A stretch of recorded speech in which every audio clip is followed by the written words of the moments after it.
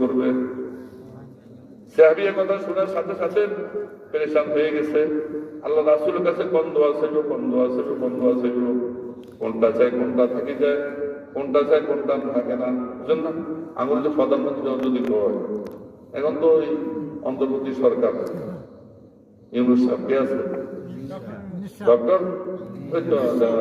নাম হচ্ছে নাম পেতে তো দরকার আছে না নাই, ধর্মমন্ত্রী আছে না নাই।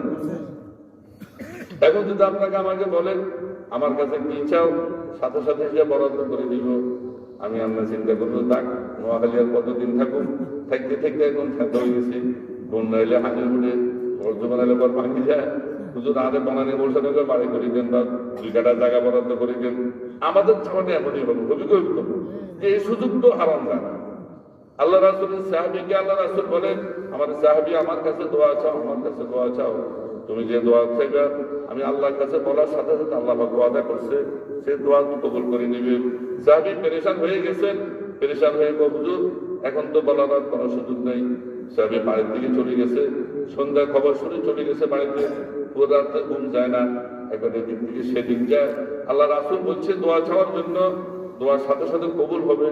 কোন দোয়া চাইব একরকম বেবলা হয়ে গেছে, প্রাপ্ত করি ঘুম যায় না, ভোর রাত অজু করছে, অজু করে 2 রাকাত নামাজের বিছানায় দাঁড়িয়ে আছে, নামাজের বিছানায় দাঁড়িয়ে অনেক পেরেশান 2 রাকাত নামাজ পড়ছে, পড়ার ভিতরে চিন্তা করতেছে আল্লাহ আমি নামাজ আদায় করতেছি, আল্লাহ রাসূল কাছে গিয়ে সকালে কি দোয়া চাইব ফজরের পরে, আমি কোনটা চাই কোনটা না চাই।